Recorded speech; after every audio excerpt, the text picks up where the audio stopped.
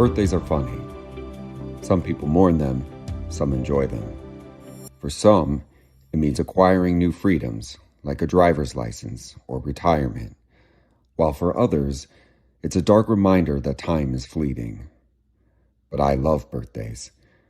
And it's not because of the praise you get or the gifts you receive, or even the chocolate cake. It's this. Or what is Well, I've got a lot on my plate right now, Lori. Okay. Oh, you've got a lot on your plate right now? You think you're Let's busier focus than on me? a birthday. Guys. It's a birthday. Oh, there we go. Hey, happy birthday, birthday, Happy Kyle. birthday, Kyle. Am I interrupting something? Actually, no, you're saving us from Josh's barf fest of an excuse for not sending you a gift. Excuse me, country music star. I can't afford to ship a gift, let alone buy a gift on a bartender salary living in New York. I'm a single father. I offered to Venmo you. And have you hold it over my head forever? No, thanks. Okay. So, Kyle, what are you getting into today? You must have something fun planned. Yeah, I'm meeting Tom Foss for coffee at the Rack, and then I'm having dinner with Declan at the Rack. Oh, that sounds fun. Actually, I heard that he's your new assistant basketball coach at Beechwood High. How's that going? It's been going really great, actually. He really complements my calm coaching style because he's so good at getting the guys amped up to play. Well, Nicole and I are still planning on coming into town for your first season opener. I mean, it's a big deal. Yeah, I'm really excited you guys are going to be here for it. Cool. So we all sent you gifts. Did you get them? Yeah, I have them all right here. Can I open them? Well, we are still waiting for a few more people to join the chat group, but yes, I suppose we should get started. There's to Kyle from Dad.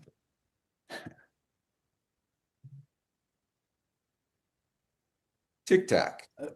Turn it over. Traeger internal cybersecurity, telecommunications, and counterintelligence.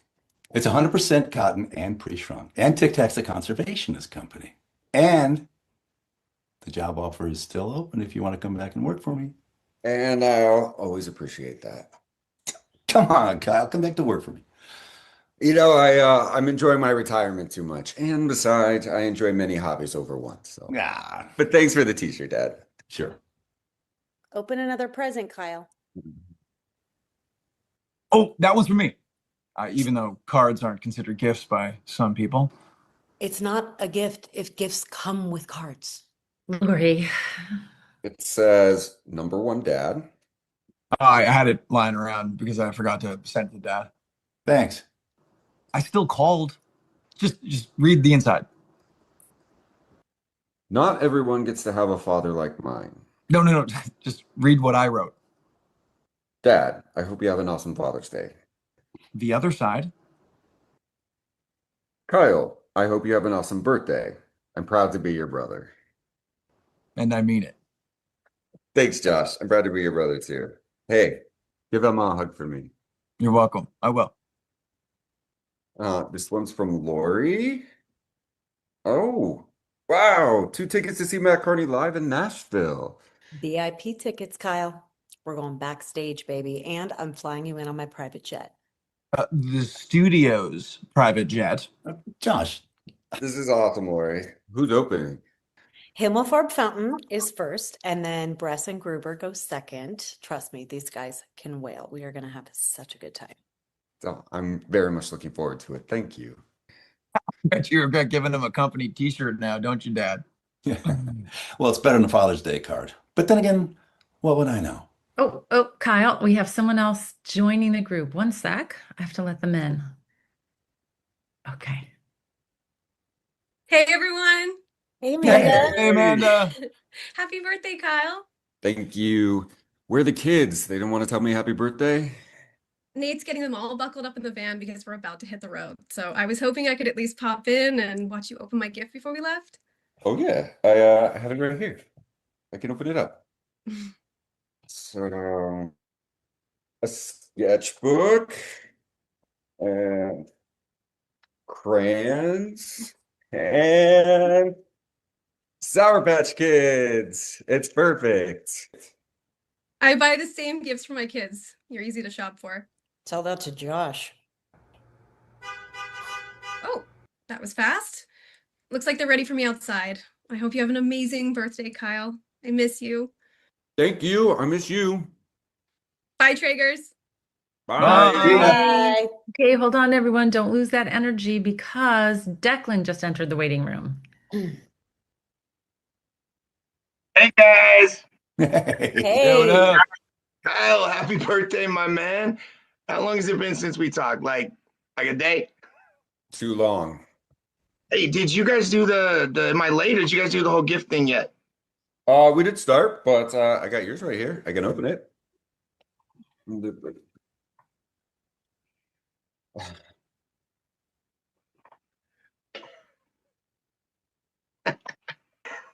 So I found out you were heading to Nashville. So I wanted to send you down there with like a little flair. Give you a chance to lasso up some fine Southern woman.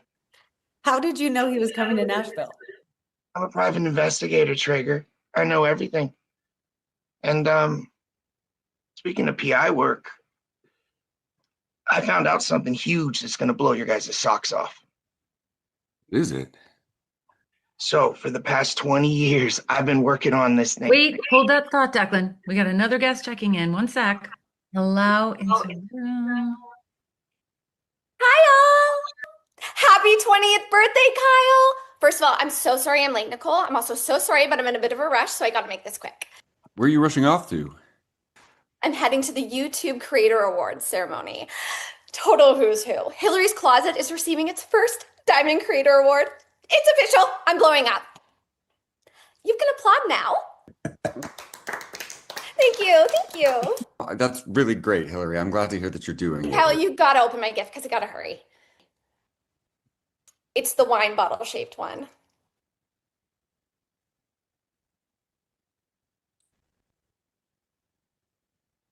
Oh, great. Wine. Not just any wine. That is a Hillary's Closet Cabernet special edition released by Opus One. I'm officially a brand ambassador. Also, do you TikTok? No, I It's don't. okay. Anyway, let me know how much you love it. I'm so sorry, guys. I gotta go. Kyle, happy birthday. I love you. Mwah. Lori, I'm so sorry I didn't call you back yesterday, but I will tomorrow. Okay, bye, I called her a month ago. Can't believe she got rich trying on outfits for strangers. Hey, I subscribe to Hillary's Closet. She's cute. Josh is just mad nobody subscribes to his YouTube channel, Pudwhacker's Closet. I don't whack my pud. Literally everyone here has walked in on you at some point. That was in high school. We're here to celebrate Kyle's birthday. Nobody needs to know what Josh does in his closet. I Hey, don't. Kyle, don't you have a gift from Nicole? Actually, I still have two gifts. Yes, Kyle, that's because. Oh, wait a minute. She just entered the waiting room. Okay, I'm letting her in. Here we go. Hi, Kyle. Jesse, Hey. Happy birthday. I'm eating the blue ones. should we be whispering? No, it's fine. My volume's low. Where are you? You must be pretty far because I can't even sense you. Yeah, I am pretty far. I can't tell you exactly where because we're on a live feed. But I can tell you that I'm going to be back in Seattle Heights very soon. Really? That's great. When? Where are you staying? Well, actually, I was hoping to talk to you about. Wait, Is something wrong, Jesse? Where'd she go? Weird time for a bathroom break. Traeger family? Kyle XY. Excuse me, how did you get in here? I don't know. I just hit this link that somebody sent me. Jesse.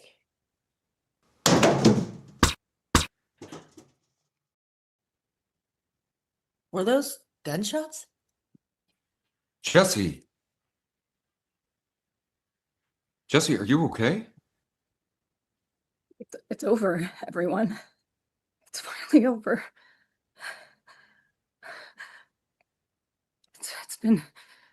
It's been 20 years, Kyle. We can We can finally rest. Latnock is over. I'm coming home. Did we just witness a murder? No. Hold on here. Let's not everyone jump to conclusions about what we just saw. I mean, Jesse's feed was a little bit glitchy on my end. I'm not really sure I even saw anything. Yeah, I mean, I was adjusting my contacts. I heard a little ruckus, but nothing distinguishable. My police scanner's going off over here. Did something happen? I was changing a guitar string, so. I guess I was whacking my pud. Kyle? I was having the best birthday ever. Are you gonna open her gift now, Kyle? I think I'll save that one for later. Okay, well, before you go, you still have to open Nicole's, right? Yeah. I mean, Yeah. it's not as fancy as a company shirt or anything, but Hey, that t-shirt was a great gift.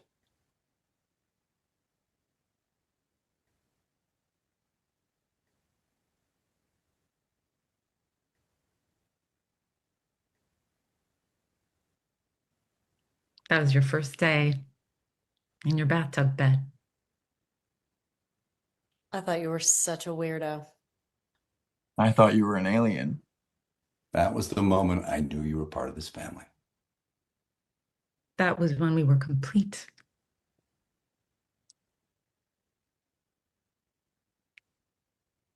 Thank you, all of you, for giving me butterflies on my birthday.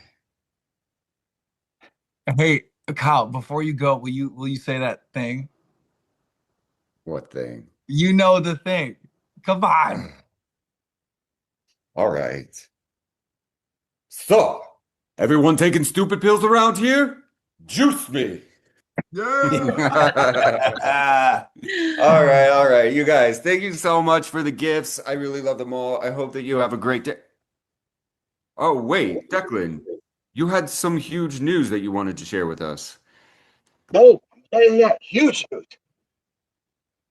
Kyle, it's about your brother Cassidy. So I was looking into a call I got, and I think I found like. Declan? Dang. Well, I guess we'll never know. Happy birthday, Kyle. Happy Happy birthday, birthday, Kyle. Love you guys.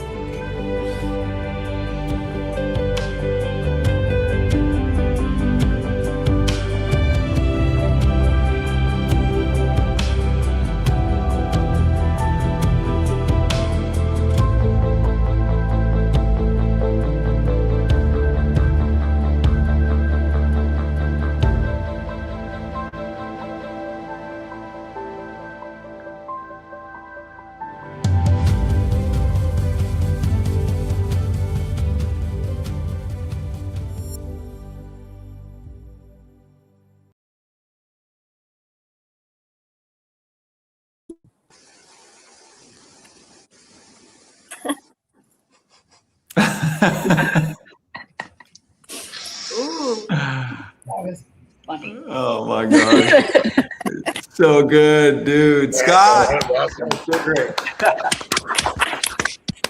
Say hello, everyone, to all the fans that are joining, and thank you for being here as we celebrate the 20th anniversary of Kyle XY.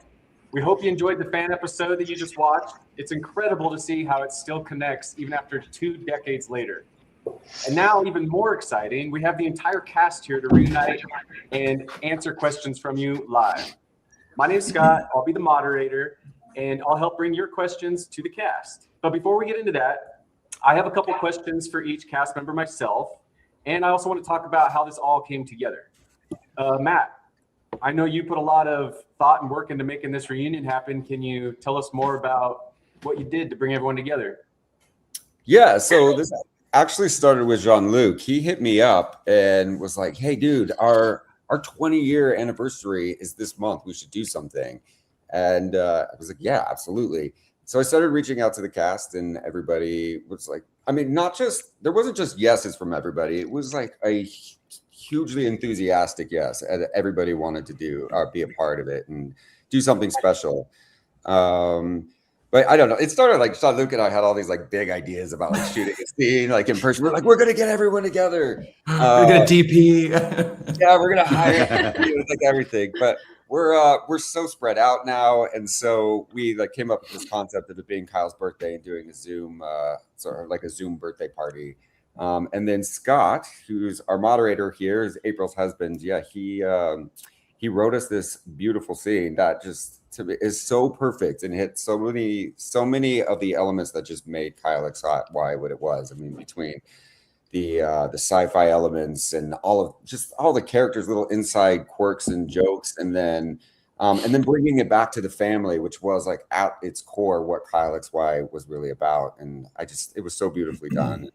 But yeah, and then so we shot it, and it's been, I mean, the best time over the past few weeks putting this all together and organizing and getting to reconnect with everybody. But it really does feel like, like years have gone by, but once we get in the space together, it's like everybody just picks up where we left off. It's been really special and emotional. Yeah. Yeah, it was really great to be a part of that first kind of rehearsal thing and see you guys, your chemistry. It didn't skip a beat from when you left. And you guys, the same inside jokes. Everybody really missed each other. It felt special just to be a fly on a wall on that. Your guys' chemistry. So I do have some questions. I have a decent amount, and I know we have a bunch of fan questions too. So I'll just kind of get into them if that's okay. Staying with Matt, Kyle, he was a character with exceptional intelligence, but zero human experience. And I'm just curious, were you excited about that? Was it a challenge? And how did you kind of attack taking on Kyle? Which, by the way, I think no other actor could have played Kyle XY. I think you were born for it. And I think we're all lucky that everything lined up and you were our Kyle XY. Oh, thanks. Yeah, I don't know. I think at the time, I remember when I would like give interviews for this when we were shooting it, and I'd be like, I was studying animals and babies and the way they take in the world. But truthfully, I was like, okay, I'm just gonna go into this and pretend like I don't know what's going on. I was so full of shit, right? I wanted to sound like I was like a real actor. But it was just allowing yourself to go into it with a sense of play, right? And discover whatever, and I don't have an apple here, but an apple for the first time and what smells like and tastes like. It was just about allowing the space to play. And again, we had such a safe space to do that between cast, our crew, Gil Younger, who directed our pilot, and all the producers, everybody on it was always such a safe place to play and explore and have fun. And I think that when you feel that safety, like it's easy to allow yourself to, just mess up or do something silly or dumb. And then like, that's when you find the most magic. Can I add something to that? I remember when I did my network test for ABC, that same in the waiting room to do their network test as well were 3 of the finalists to play Kyle, and Matt wasn't there yet. And I'll just cut to, it was so refreshing when I got to set and met Matt, because none of those guys even held a candle to you, my friend. I mean, really? I don't think you've ever told me. But seriously, so cool. You were just Kyle, just walking down the hallway. I mean, you are Kyle. It was great. That's sweet. Fantastic. I was talking with April last night about stunts, and so it made me think of this question for you, because Kyle had to do a lot of stunts, jump off roofs, go through glass, and we know that you had your stuntman Anthony, and some stunts you did, some stunts he did. So what were some of the stunts you did that were scary, and what were some of the stunts you watched Anthony do and you said, thank heavens I have a stuntman? Yeah, so I'll give one story that like I always wanted to do as much as they would let me, but there were certain things that they're like, well, if you were to break a leg, obviously that's a huge problem, so they wouldn't let me do a lot. But there was one time I was insisting. I'm standing over a bridge. Wasn't I releasing somebody's ashes? Who was it? was it like Adam Balin's or something? I'm standing on this plank of wood over a rushing water, like stream or river below. And I was like, I want to do this. I want to do it, because they had me connected to a cable. And I have a fear of heights, so I don't know like what I was thinking. They're like, fine, Matt, you can do it. They spend all the time, they rig me up, and they send me out. And so I take like my first step out onto this like plank that's, you know, like maybe 1.5 feet wide. And on action, I was supposed to like take another step and pour the ashes. And they would be like, action. I just froze. And I was like, yeah, action. And they kept calling on it, and I could not move. And then I was like, I can't do it. I can't do it. I can't move, guys. Then they finally had to pull me back in and reset up a whole new shot with Anthony. And then after that, they were much more reluctant to let me do stunts. And I would insist. They were like, remember that time? You're like, but that was heights. Right. Yeah. That's great. I do have a question for Marguerite. You were the matriarch on the Kyle XY show for all the Traegers.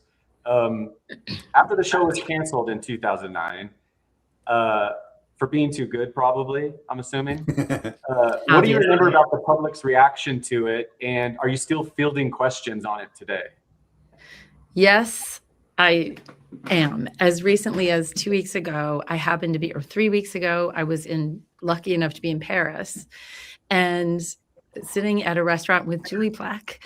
And literally these 3 young women walked up to us. And a lot of times since then, you know, I did Vampire Diaries. Obviously, Julie helped co-create Vampire Diaries. A lot of times you get Vampire Diaries, but just as often you get Kyle XY. These women came up and they're like, oh my God, Nicole Traeger. And we were like, yes. And I was like, by the way, meet the woman who is really responsible for all of us being on that show, Julie Plack.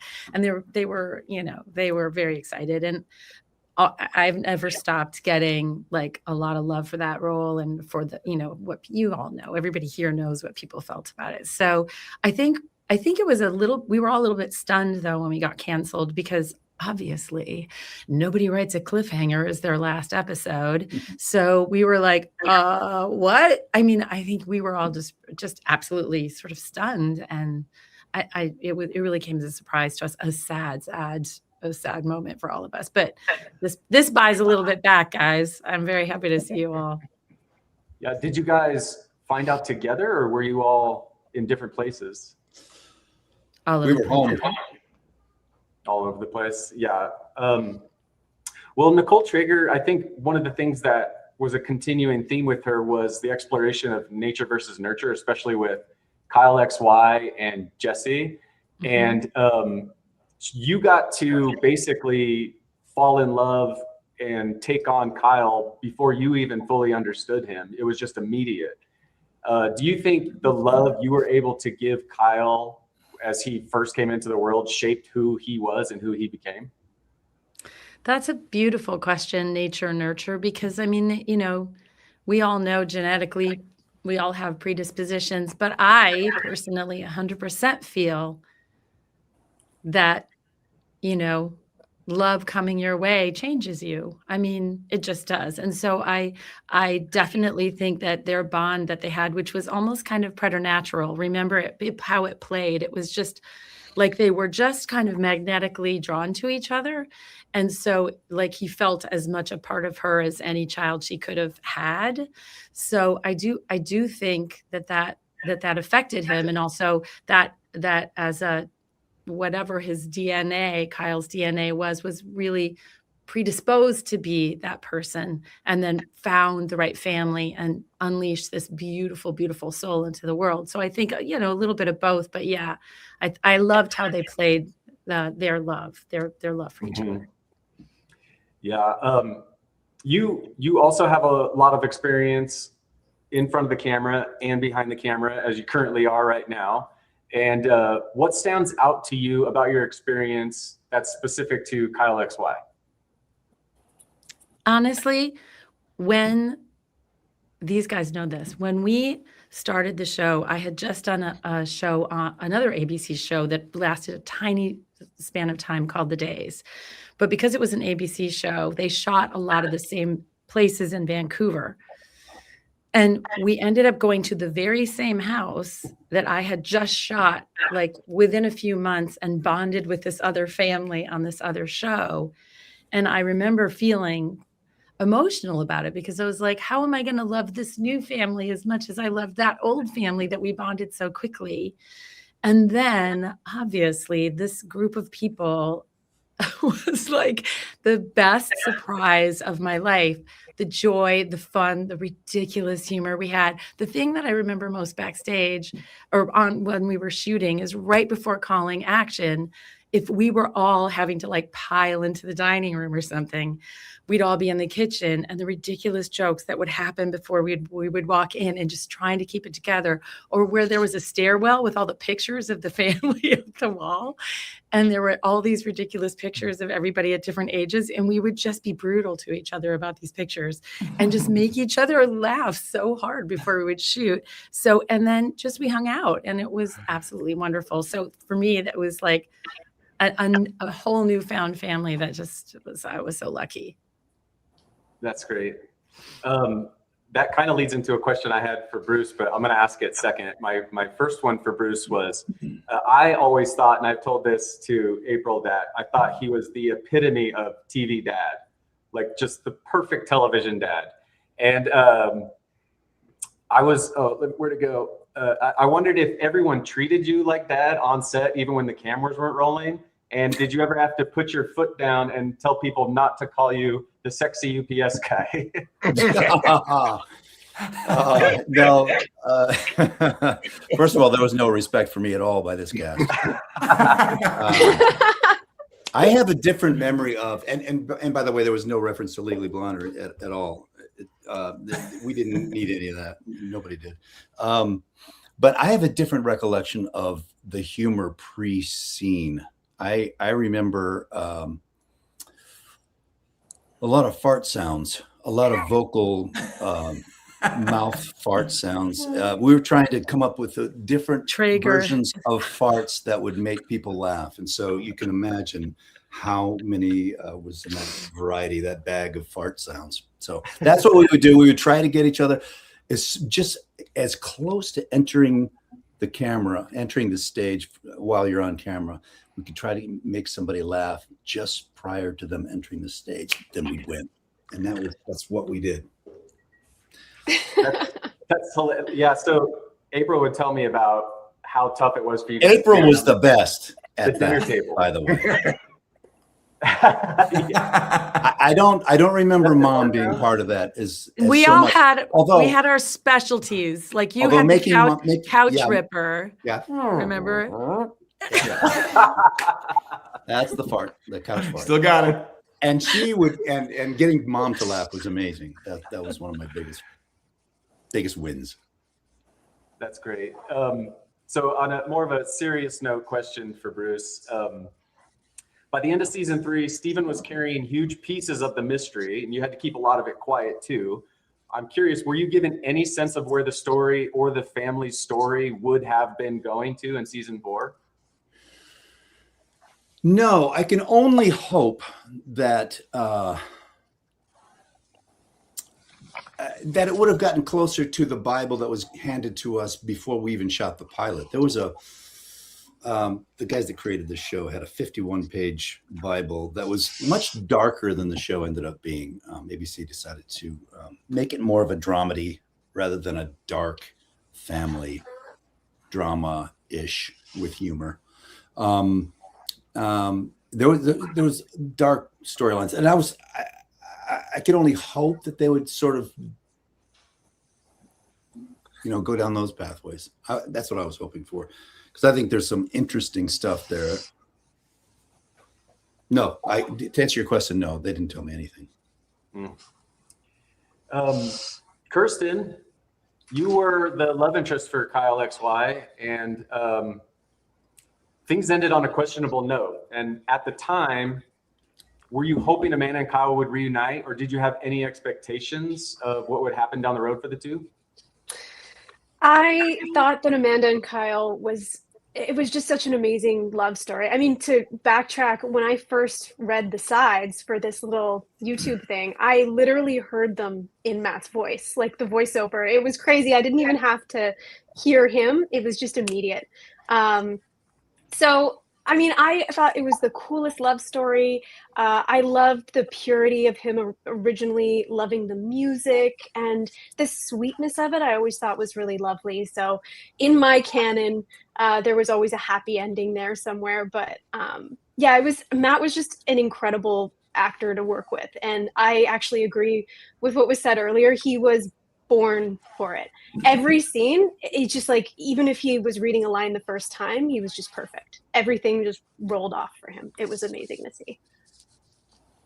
That's great. Out of curiosity, can you play the piano? No, but I have the piano fingers. And I remember I had the most amazing double for piano. And I remember everyone was walking up to me being like, oh my gosh, you have piano hands, and the way you play piano is so amazing. And I was like, faking it till I make it, because I do have like giant spider fingers, but I cannot play piano. I never stuck to it. Well, as far as your character goes, Amanda, it felt like her arc was kind of maturing by choosing herself and refusing to let Kyle push her out, right? From the secrets he might have been hiding, even if to protect her. Do you feel like that was her arc, was choosing herself, or did you feel like she was going to evolve into something else?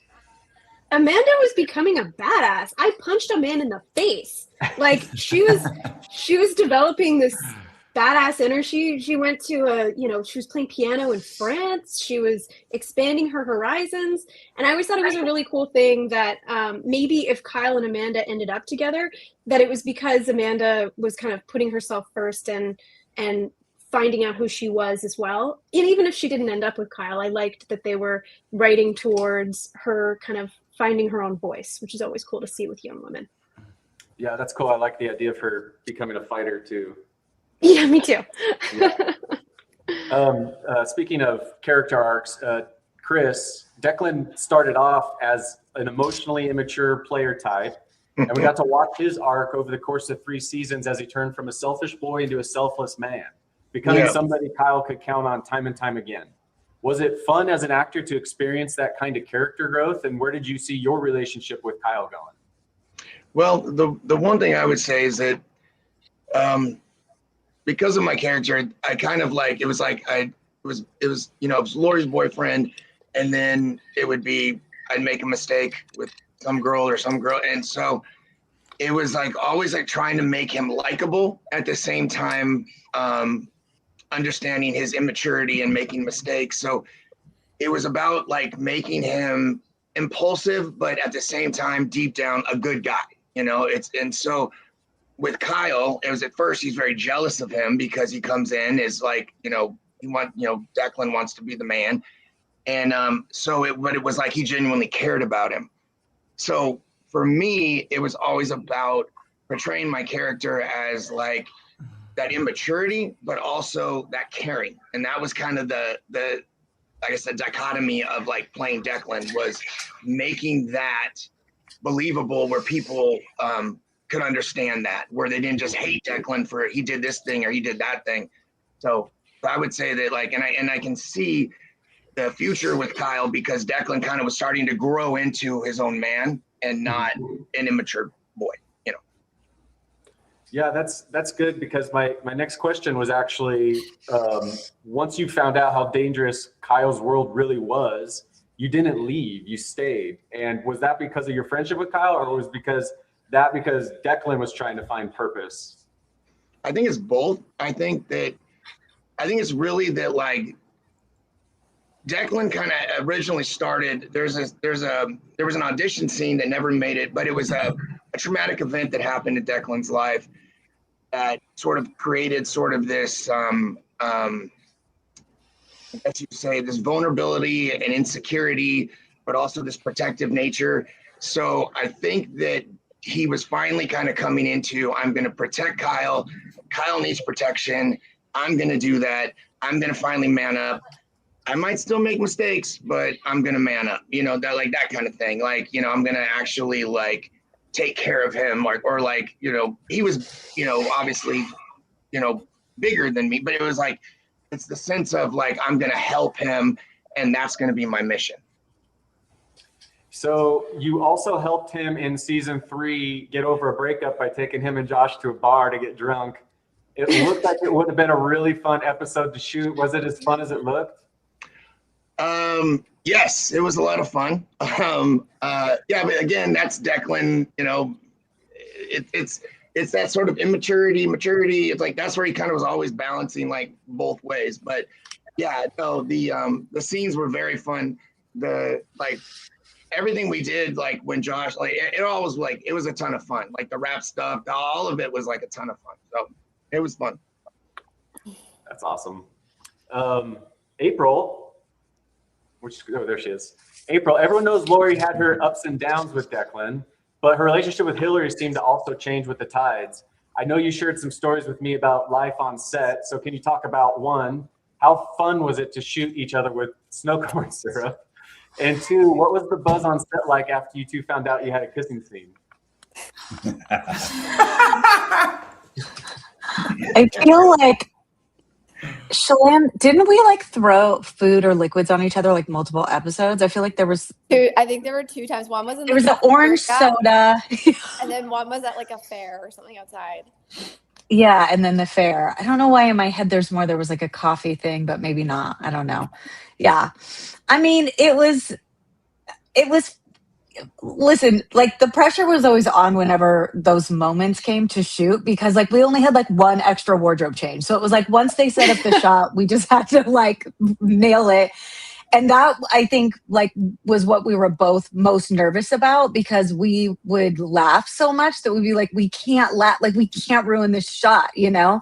This is it, you know, especially like if it was on you and you were getting something thrown on you, it was so hard to do that and like stay. And also just Shalane and I loved each other so much. So to like really commit to being like so mad at each other and not just find it ridiculous was like so hard. But yeah. And then the kissing scene, I don't know if anybody has a different memory about it, but I don't remember everybody making like that huge of a deal out of it about us kissing. I feel like we just like did it. I don't know.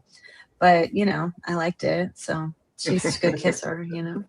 Let the record state. That was such a husband question. What was it like kissing somebody else? No, right. And yeah. Well, Lori, I know she started off pretty emotionally immature and then I mean really was just discovering a lot about herself and what she stood for as time went on. She even took a turn as a singer-songwriter. And did you see that coming? How did you prepare for that? Or was that something you were already doing in your regular life Oh, no. I mean, I had like played guitar a little bit when I was in high school and I had a guitar, but I didn't like stick with it. And then I think it was after season 1 and we were all at a Matt Carney concert. Do you guys remember this at like the Whiskey or something? And I think it was Eric Tuckman. And I think we had just been introduced to him as like our new showrunner. And he said, hey, you know, we're thinking about season 2. Do you sing and play the guitar? And I had just had a tequila and I was like, I can do anything you want me to do. Like, no problem, you know? And then I remember later being like, oh no, I have to learn how to sing and play the guitar. And so I picked my guitar back up and I was taking voice lessons again. And Marguerite helped me a lot. Like we spent a lot of time in her apartment in Yaletown, like her, cause she's a beautiful singer and guitar player. And so she would help me, you know, make it seem like I knew what I was doing. But that was fun. I really liked the challenge of that. And when I was in high school, I was cast in a musical. I don't know if I even told you guys this. I was cast in a musical. I was cast a solo. And singing is something I've always been nervous and insecure about. And I ended up chickening out and just doing a solo dance to it. And our like music instructor sang the song. It was like so bizarre.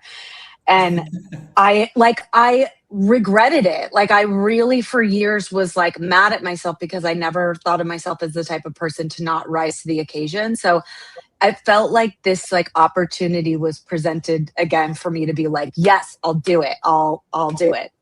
It just like, I'm not afraid of a lot of things, but that was like a really scary thing for me. So it was really good for me personally to have to do it. And then I got to be involved in the songwriting process a little bit on both songs. And that was really fun. So, but no, didn't see it coming. Wasn't part of my audition, but so grateful it did. Created a very beautiful scene at the rack too.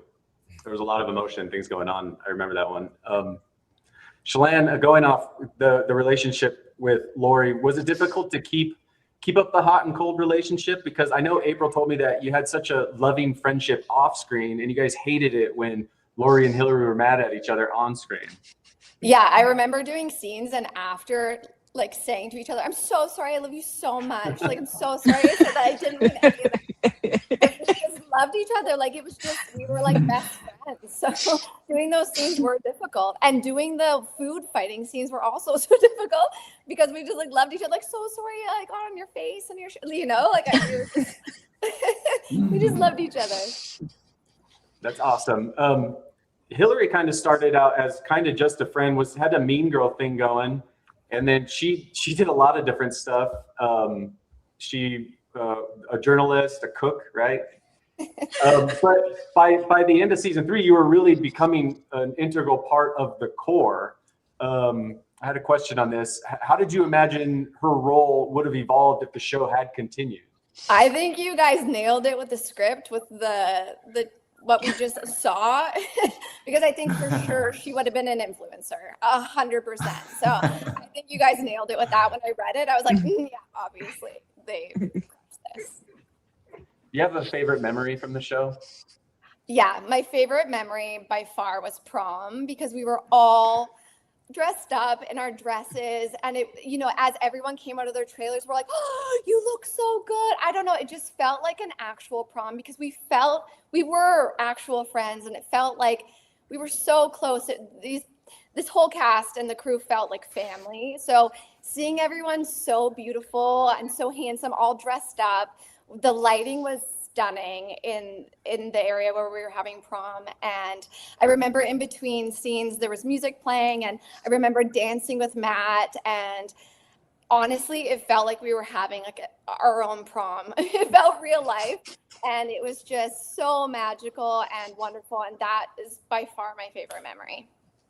Oh, that's great. You didn't miss out on your actual prom, did you? No, I went to my actual prom. Oh, okay. But this is my first 20th anniversary reunion. Jean-Luc, you were 15 years old when the show started. I'm curious, what similarities would you say you shared with Josh Traeger, if any, and what's it like growing up on a set, especially this one? Oh man, I was Josh, dude. I was such a little shit. It's so funny. It was just my Josh and the relationship with his sister. That was what my relationship was like with my actual sister, who is 4.5 years older. So I don't know if I didn't have to do much prep for that audition. I just kind of did me, man, and they were like, yeah, that works. It was really special. I was between grade 9 and 10 when I booked it. And so I did grade 10, 11, and 12 on set with a tutor. And it was a really unique way to do high school. And honestly, I preferred it because I didn't like going to school. I went to a really stuffy Catholic private school with a uniform that blew. So it kind of just took me out of that. And I got to, grow up on set. And it was a unique experience. But man, I loved every second. It was really fun. So, can I add one thing? Jean-Luc and I were in the Jean-Luc and I were in the school trailer together because I was in high school too. And so basically Jean-Luc and I were classmates. We were the only classmates the entire time. And we would get into so much trouble. And we were actually just talking about this. We on set, we're like sneaking out between classes. Jean-Luc climbed up on a water fountain and it broke, and a bunch of crew members had to come like cover up the mess. Like we probably had 10 times more fun having that experience on set than if I wore a uniform too and hated it. So we were playing. Well, it's funny because Kirsten, you were doing like AP classes, like she's an academic. I'm doing like remedial, whatever. I got held back a year in math. I know. So our tutor was like, had real stuff to teach Kirsten, and it was just like, let's just get JL through it, get his GED, and we'll move on. But I lived with Jean-Luc. I lived with him. I don't know if anybody knows this, but I lived with Jean-Luc. So I can literally attest to everything he's saying. It's completely true. Good times. For us, though, I was just going to say for us, the difference when we shot the pilot, Jean-Luc's voice had not changed yet. Yeah. So he started as like, mom and dad, like whatever his voice. And then he was a squeaker. He was a little squeaker, and then he came back, and his voice was like, whoa, his voice really had dropped. Yeah, it was like we came back like just a few months later to do it was like the rest of the season, and it was this pretty guy? good. And then the other thing that I remember is we used to, again, we joked around a lot. We we joked. And the first year or two, Jean-Luc didn't really get all the jokes. And so it was safe to do, we joked. And then like the beginning, I think it was season 3, we said something and he went, and we all went, it's over. It's over. We're done. Telling the jokes are done. We ruined him. Oh, yeah. Yeah. Oh, that's funny. That's so great. Jean-Luc, April showed me the exact moment we were watching the pilot and it goes into the next. And totally different voice and maybe 6 inches taller. And nothing. Did you voice over? Didn't you have to dub over your own voice in the pilot so it matched this episode 2? No. So the whole first pilot the whole is episode. all ADR, and so it just doesn't quite fully match up. It's really strange to watch. And then out of nowhere, episode 2, I'm 6 inches taller. I shot right up to 5'9". A week later, it's weird. This is reminding me. I was kind of. Sorry. Go ahead. No, I was just going to say, seeing everybody laugh together, this reminds me of the scenes that we could barely get through. I mean, there was like a birthday scene one time that we legitimately got in trouble. I remember we had to be sat down and it was like, you guys need to stop. We have like 2 usable takes and they're not usable all the way through. We were there all night and we just could not stop laughing. It was just out of control. But it was even all the time. Yeah, it was even more. We got in trouble because they were like, we're sending these dailys to the studio. Like, you guys can't saying HR problems. They were like, they were like, you have to stop.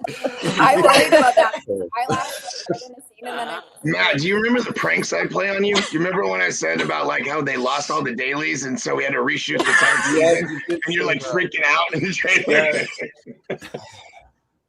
Yeah. I remember one time we had a family scene in the kitchen and I just playfully slapped Marguerite on the butt as I was, as husbands and wives do. And boy, I caught wind of that from production. It's like, leave her ass alone, please. I mean, I didn't say anything. No.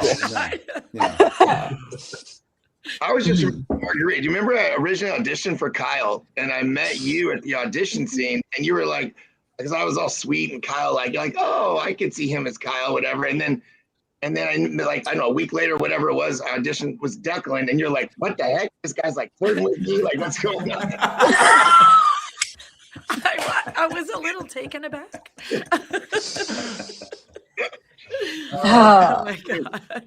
Memories, man. Well, my second question for Jean-Luc, I was doing research and some prep for this, and I found a YouTube link someone had just committed to Josh Traeger's most emotional moments. And I know it started off like, it was a lot of like, comedy sidekick. And then, you got to transition into some deeper stuff. Were you ready for that, or were you growing as an actor and kind of hoping to get that kind of stuff, those kind of scenes and emotionally loaded? Yeah, I think what they probably saw is that I didn't quite know how to tell a joke yet. So I think that they were dialing back a little bit of the comedy and just kind of flirting with the more drama stuff. And yeah, I was into it. I learned so much, so much, cutting my teeth on that dramatic work. It's hard for me to watch it back because it was so long ago, and I've learned a lot since as I've matured. But it was there is a big jump, I think, in the quality of my performance from the first episode to the last, for sure. So it's cool to watch it back. But what I really wanted, though, I wanted more action.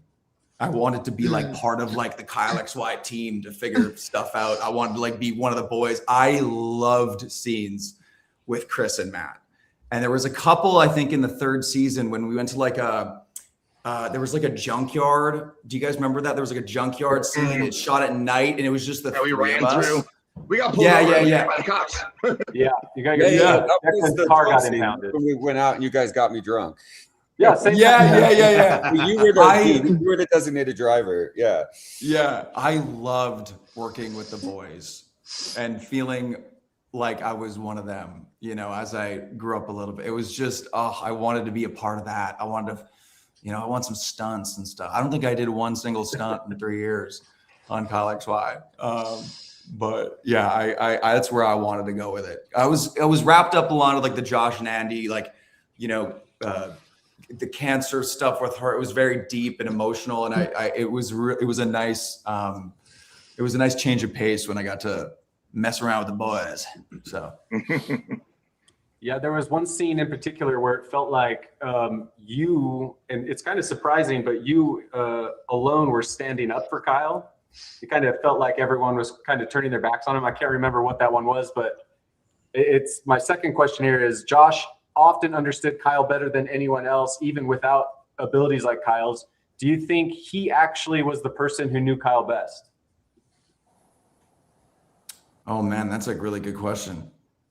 Yeah, I think that oh man, that's a really good question. Yeah, I would say, he knew him, understood him. They were both learning how to be men. I mean, Kyle was thrusted into manhood a lot quicker than I was, but we were both figuring out as we went along. And we understood each other's but yeah, I think that Josh understood Kyle very, very well. But there was also his connection with his mama. I think that's an even, it takes it another step deeper, Beautiful. It's a good answer. Jaimie, I got a long question here for you, so hang in there. I found it interesting that Kyle came into the world really innocent and kind of had to be trained to become more of a weapon, while Jesse came in seeming like a weapon and had to work backwards to become more human, setting up the idea you were perhaps Kyle's opposite. I'm curious how hard it was to keep track of Jesse's emotional complexity, because you really did a great job at showing her grow in subtle ways, episode to episode. And it made me think I know not everything's shot continuous like that. And so did you have a diary or something so that you're not jumping around on where Jesse is as far as her growth goes, and so you could keep it kind of growing steady? That's a great question. I kind of just flew by the seat of my pants and relied heavily on the producers and director to sort of steer the ship, because a lot of times, when we shoot an episode, we'll shoot it out of order, the scene's out of order a lot of times. And so it can get confusing to be like, oh, I reacted that way to something I shot, 2 days ago, but now in sequence, it doesn't really work or something. So you just have to, for me, I really tried to just put my trust in the editors and everybody else, and just tried to make sure I didn't screw up my lines all the time. But, and when I was at a loss, I just stared blankly into space, and that seemed to work for everybody. That's a good rule. This kind of ties into that, but as far as the Jessie character goes, do you think she was looking for redemption, or do you think she was looking for belonging? Yeah, I think it's more about belonging. I definitely, I found that very relatable. And I think that's, the core of her character is just she just wants to fit in, and she wanted to have what Kyle had for sure, that love and that care. And no matter what she did, she just couldn't quite do it right. Like, she would mean well, but do something bad. And she was very literal. So she didn't understand like social cues or anything. And so it really put her like in a world of her own, like kind of cast aside. And I loved playing with that because I found it very relatable, and I thought it was like something that a lot of people can relate to, Yeah, so here's a very important question. Who do you think would win in a fight between Kyle and Jessie? Jessie, I got it, Jessie. Yeah, I mean, for the pure fact that like Kyle is love, like we'll just leave it at that. It has nothing to do with skill set. Jessie had more rage, Jessie has that rage behind her. did. Like that's powerful, that goes a long way. Yes, well said. I love the comments. People are like, Jessie, probably. Jessie. I know. I've seen a couple things in the comments.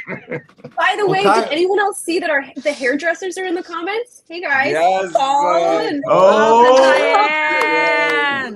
What's Oh up, my Paul? God. I know. I'm seeing all kinds of things on the sidebar here. It's so neat. Wait. Okay, never mind. Pauls and Diane, our favorite. Well, that was my last cast question. So I'm going to go to the fan questions coming in from the comments that I'm getting from Jen over here. So the first one is for Shalane from Leon Simmons 385. How has your life turned out since you were on the show, and how did it impact your career? I think it helped my career a lot. Your mic's cutting out. Mine? Mine? You can hear. Sorry, hear it. is my sound just cutting out? Oh, okay. He's in the next one. I'm so sorry. This is Shalane's moment. I'll mute myself now. Okay. Squirting stuff on you. I think being on Kyle XY was amazing. I mean, we got to film the show for 3 years, got to be on set and learning lines, and that's going to help with any sort of role moving forward. What was the second part of it? How's my life turned out since? Your career, how did it impact your career? That was it? Yeah. Oh, okay. I think it helped. I mean, it was an the amazing first part show. was that. Yeah. We were the #1 show on ABC Family for a long time. So having that on my resume was amazing. And of course, I feel like that helped my career a lot. Awesome. This next one is for Kyle from @KinkKong8. My biggest question would be, besides the closure on the show, did Kyle really want to get rid of the superior genetic embryonic fluid instead of thinking how it could help humankind while bringing it back? I mean, Kyle's intention was always to help mankind, and to want to put good and love into the world. So I would think that he would want to use it for good. I mean, did he talk about it? He wanted to destroy it, right? Because he felt like so much bad was coming from it. I don't know. Well, I think you were worried that they were making a bunch of clones out of you, and that's what they were using it for, right? And so that freaked you out, and that changed everything. Maybe. Well, I think Kyle. Where's Julie? Tell Julie to come in here. Julie. I feel like Kyle would find some way to get it all and harness it and use it for good. We'll go with that. That sounds good. Well, we already answered this one. Is there a chance of a reboot? Hey man, Seventh Heaven is getting a reboot. There's always a chance. There's always a chance. So There's always a Yes, chance, right? there's a chance. Yeah. Listen, if it were up to us, you would have a resounding yes. So I don't know. Make it. Yeah, we'd be on season 42. Yeah. Like Survivor. Here's a question from Ariel. Hi, my name is Ariel. I'm 35 years old. I was born with autism, and Kyle XY was my favorite show. I watched it every Monday. My question is, does Charlie dump Amanda? Yeah. Did he? Okay, so we're talking about, well, okay. No, he First of all, I cheated think- on you, right? Yeah, I think we should probably, before we answer that question, say, I saw a couple times people asking about what it was like working with Corey. And obviously, he's not here for this. And I just wanted to say that working with Corey was an incredible experience. He was the goofiest, kindest, sweetest guy. He could not play basketball, and he lied for the audition like every actor always said, yeah, I can play basketball, cool. And I remember him showing up to set in these basketball shorts, and he looked at me and he said, I am the worst basketball player in the world, and I have lied, and I said that I was a championship basketball player. And he was like, he made me laugh every single day. And I remember he was just such an open book. He was the nicest. Shalane and I were actually talking about this, and he was just the nicest person. So obviously, to all the fans who are talking about Corey, he was beyond a lovely person to work with, and it's horrible that he's not here. To answer the question about if I dumped Charlie, I think Charlie was cheating with Shalane's character. Am I right? Yeah, Hillary. Yeah. Hillary. Yeah. Right? Sorry. Yeah. Hillary. Shalane, why did you do it? Do you think did Hillary kiss the most other cast members than anyone? Yeah, because she kissed me. She kissed Decker. I'm surprised they didn't have her kissing me. I mean, she kissed everybody on the show. Shalane, who's the best kisser? That's why I was. Yeah. Guess why? It's great. Well, this is a good lesson for people that want to be actors. Just lie about your abilities. You could sing, always play have to guitar, lie. play basketball. We all do. Oh yeah, We all do. And then you figure it out, you know, you I figure said it I was out. a horse expert. I was like a horse expert. I rode a horse like one time at like Griffith Park. But like I was like, no, I can rodeo, I can rope, I can do whatever. Yeah. Well, I think productions actually expect it. So they ask actors, "Do you?" And I think they always have a coach on standby because they're like, they're gonna lie. So I don't know why they even ask us, because it's like, do you ride a horse? Yeah. Do you jet ski? Yeah. I mean, can you stand? Even like gymnastics, everyone would lie. So you had Dude, to I did a commercial one time years ago where all I had to do was like a Home Depot commercial or a gardening. They were like, you just have to garden. I'm like, yeah, I garden. I lived in New York. And so they're like, literally, they were like, here's the dirt, here's the plants. And I was like, how do we do it? Okay, so yeah, I got this. And they're like, oh my God, you don't know how to like dig a hole and put a plant in? And I was like, hey, I'm a fast learner, just show me. I got this. But you just need to know. They're like, dude, you'll see what you need. Oh my God. That's amazing. That's so funny. We got a question from @JohnG500 for Matt. Has Blue seen the show, and what does he think of it? Yeah, I mean, I don't know if he had seen it before we started dating, but him and I started dating after we wrapped season 3. And then, so he watched all of season 3 with us. And then when we started planning this, I brought in the kids and Blue, and we were like, let's have a little refresher. And so we were watching the show together. But they all loved it. My favorite experience though was watching, my kids, but especially my daughter. She was so into it, and she was like, oh, "You're gonna be with Lori and Jaimie today," and she was so excited that she's sticking her head in right now at me. But it's so fun to watch her take it in. And both my kids, to watch them take it in and see it now, and they're kind of the right age for it. There are some themes or some things in the show that are maybe a little more mature that I remember them being, but it's been pretty fun to watch with them. How long have you been together, Matt? Because I'm just trying to go back to the days like with Blue. We after season 3. Yeah, it was 2008 that we started dating. So wow, you're almost as long as me. Yeah, you guys. 2000. Well, we've been together since like 2001, married 2006. But wow, I was like, Blue. I was trying to think. I was like, wow, that's crazy. That's awesome. Yeah. Good job. A long time. I know we've touched on this. I'll just ask it one final time as a general question for the cast, because, you know, the series ended on a cliffhanger, and I have lots of questions about feelings about the cliffhanger. What do you think would have happened? And so I'll just kind of cover all of them. Does anybody want to speculate or say where they thought it might have went, or if they have any knowledge of where it would have went, or would that only have been a question for Julie Plec? Well, first of all, I think it's important to say that the writers were just as surprised as the rest of us. They would have never done that to the fans. They were devastated. It was a total surprise for all of us. We would have never done that to you guys. So know that. And then the other thing I want to say, just in case there are any Disney executives watching, is I have a really great pitch for how we can pick up 20 years later. So if anybody would like to contact me, I have it all. And I'm like, if they won't do it, then maybe I'll write the scripts and we can put them out and people can make fan films, like fan episodes, like their own Kyle XY of what happens 20 years later.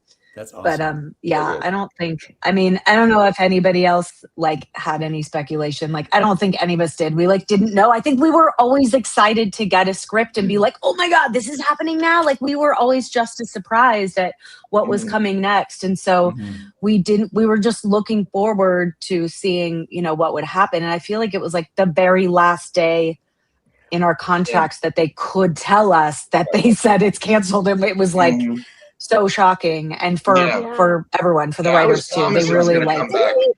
Yeah, I was promised, and then I turned down stuff in storage in Vancouver. So, yeah. And like Bruce said, the Bible, it changed. Like a lot of stuff happened. It could be. It could do a lot. Was there the writer's strike in the middle of all this? Like, we were supposed to go right back, and then we got delayed or something. There was like some kind of timing thing like that. I think it was about, and then the economy and advertising, all that stuff. Yeah, and I would just say, I don't want to speak for Julie. She wanted to be here. We're both in Nova Scotia working on a show, and she's directing. And we had hoped that, because I'm scouting and she's directing, we'd hoped we'd sort of somehow be in the same place and she could at least pop into this square and be like, hello, hello. But she obviously sends all of her love to everybody and wishes she could be here. I don't think, in any writer's room, you're always looking forward, but I don't think they had nailed everything down. I don't think that they were like, here's exactly tied in a bow how it's going to end. So I don't think there really are answers. I think there were directions and things that they were going to discover. But one other thing I want to say that's important to me to say, when I had not seen this thing that got shown at the beginning, this wonderful thing that we did, which I loved and was very moving to me, and I'm all tough and I'm not going to get moved. And then I was like, oh, like it was amazing. But at the end, obviously, in memory of Corey Monteith and also Mike Murphy. And why I want to bring this up is, and to say that Paul is on this and Diane is on this, we're the lucky guys who you see our faces.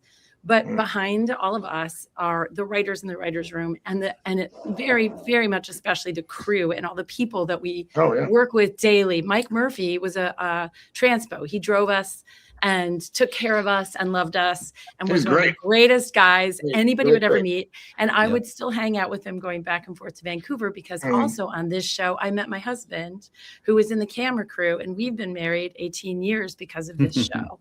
And so crew, I just want to thank everybody who had anything to do with this show in any capacity, because it's just so many people it takes to make a show, but it's so beautiful to remember the people who've gone before us. And I was really pleased that you guys did that. I'm really moved by it. So I just wanted to thank you guys for including that. And I also wanted to say that Eric Tuckman, I just looked over in the chat room and Eric Tuckman was in there and said hi to us Eric all. Tuckman. Well, we could ask Eric what could have happened. He's one of my favorite writers, because if you watch Handmaid's Tale, he was an executive producer on Handmaid's Tale and a writer. And whenever I'd watch one of those shows, and if it contained a lot of love, if there was a central element of deep love that was being expressed, I thought, I bet Eric wrote that. And sure enough, there's his name at the end of the show. He's a beautiful, beautiful writer. Absolutely. And I miss being around him. So. Yeah. I also, while we're talking about crew, there's some in the chat that were bringing up Rachel on the set. and who was our second AD on the show and was such a great as well. And but she wanted me to send a little message since you guys brought her up in the chat, that she said, "Hey, it's Rachel on the set. Sadly, I'm still on set." So but I wanted to share that even 20 years later, working on Kyle XY was one of the most impactful and special shows I've ever worked on. It was a family like no other. The cast, the crew, and the fans continue to have a special place in my heart. We love you, Rachel. Oh We my love you, gosh. Rachel. Yes. Beautiful. Yeah, Rachel thank you for could have giving me had all to the time corral off to us. get home. Rachel had to corral us back to the school trailer sometimes, right? Oh, yeah. Jean-Luc? Probably. It's a tough Oh job. my gosh, we were It's a a tough job. menace. Oh, yeah. A couple more name drops in this next question from @DTHHill96 to the cast. So whoever wants to jump on this one. What were your initial reaction to Bress and Gruber's script when you first read it, and how did you know the show was so special? So your first time reading the script when you're auditioning for it, how did it strike you? Who's up for? Anybody? I think that's a Matt question. I mean, like, Yeah, I think it's a Matt. It's got to be a Matt. Me? Matt, when you read it, did you say this is me, or did you say I can do this, or did you just feel like everything was right to you? Yeah, I mean, I remember when I got it, like, I think it was Bruce that said, right, that they tested with other Kyles. I remember my manager at the time said they're having a hard time passing the role, and they were seeing people everywhere. And I was actually shooting a commercial in Vancouver at the time that they were casting it. So he kept trying to get me in to audition in Vancouver, and they wouldn't see me. I think because I had no experience.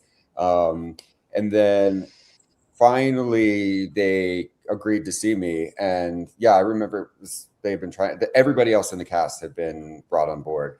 But yeah, I guess I read it, and there was a little bit of,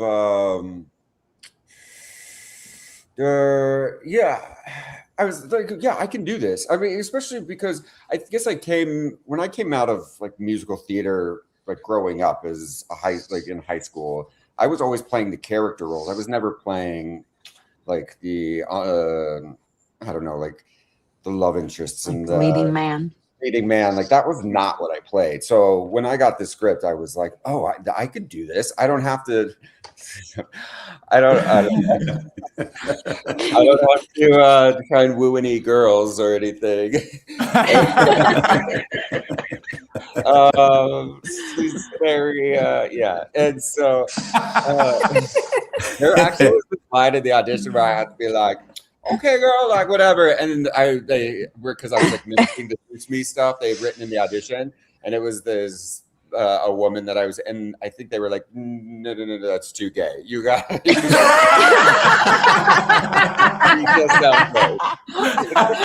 So they cut that out and then wrote it as something different. Only you could play Kyle, Matt. Only you could play Kyle. I'm telling you, dude. You're like the one dude that got it right. Perfect. Oh, there's so much here. There's just like I can't. Yeah.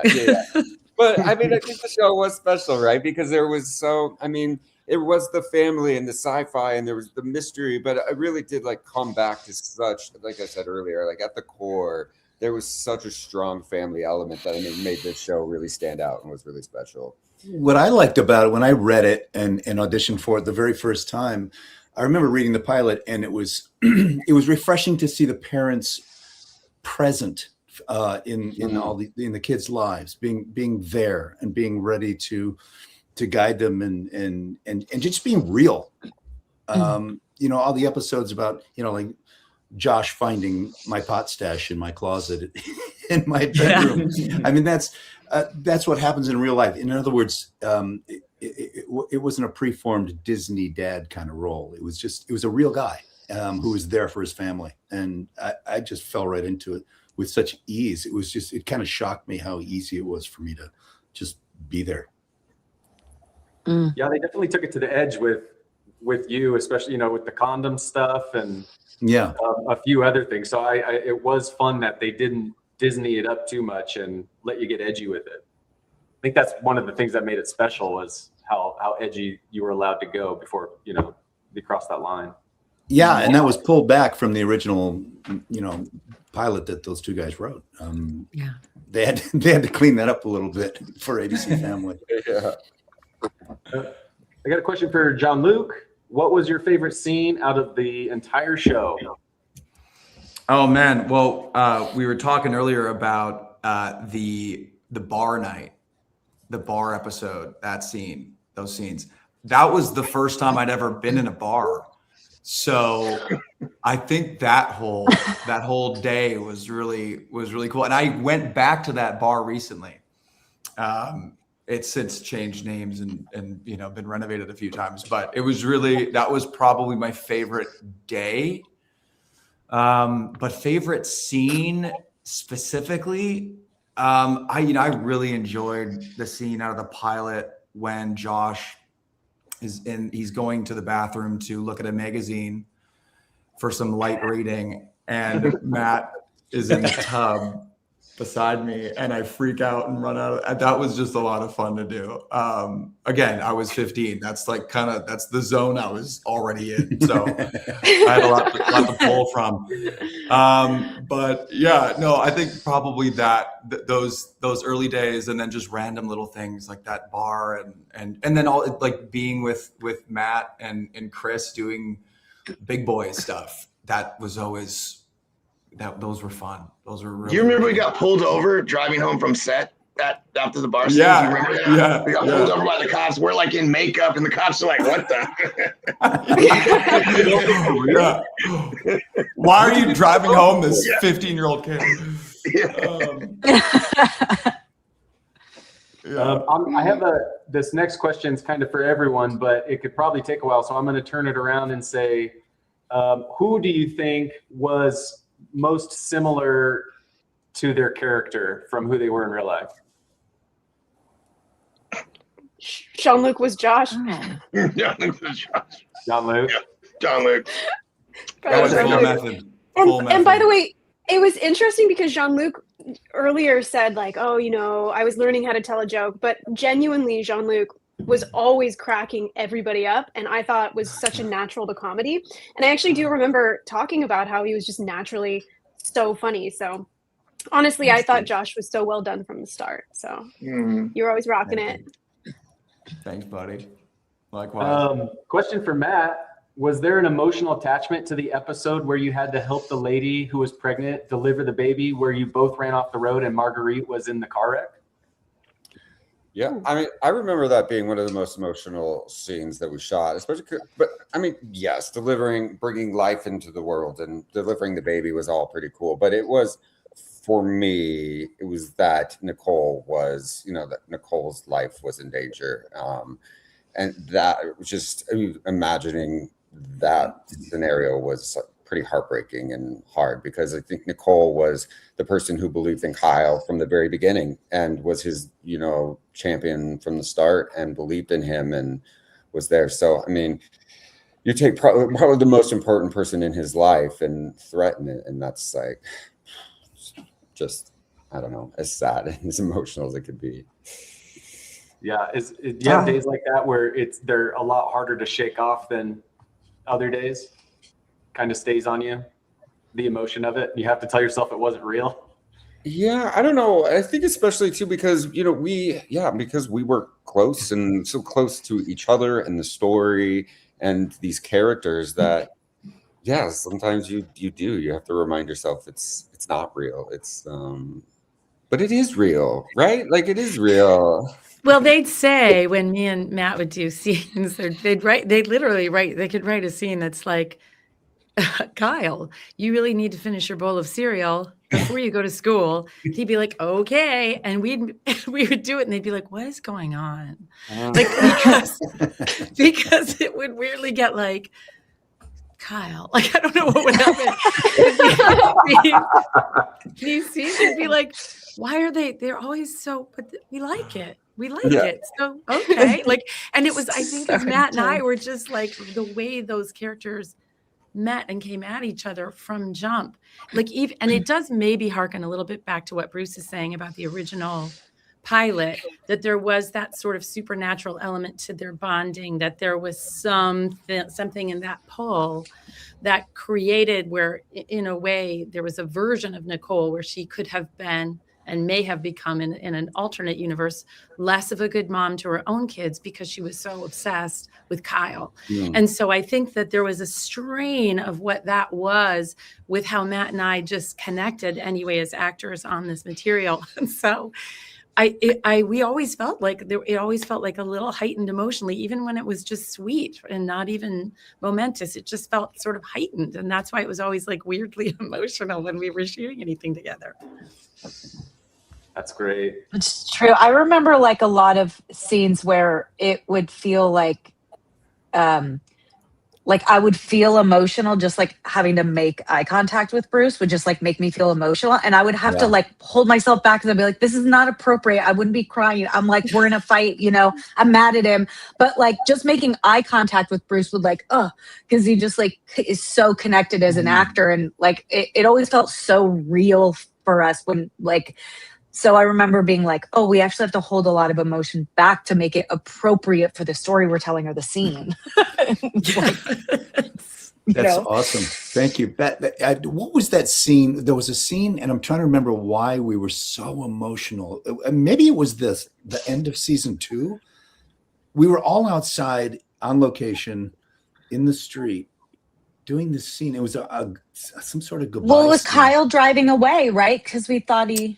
Yeah. Or was that the end of season 1? Yeah. Because we thought he found his parents and they were driving away. My and God. We didn't know if we were going to come back for a season 2 and we were just so wrecked. All like day, it was, all day long. We were just a mess, emotional basket cases. And I remember little Jean-Luc there looking at us all like, whoa, what is going on here? Why is everybody so... Because we're all, like April said, trying to hold everything back, and we were so full of emotion because it was so real. We were all separating. We were losing one of our family. Mm-hmm. Yeah. It was big time deep. we got deep with emotion. It is that deep. Yeah. And then somebody would make a fart sound, and thank God, you know. Probably me. Yeah. Probably you. I got a question for Jaimie here. It's actually a two-parter. Jaimie, how did this role change your acting trajectory? Did you feel like it helped you, do you feel like it helped in your work in Blind Spot? Another Jaimie question, you play badass women. What draws you to those characters?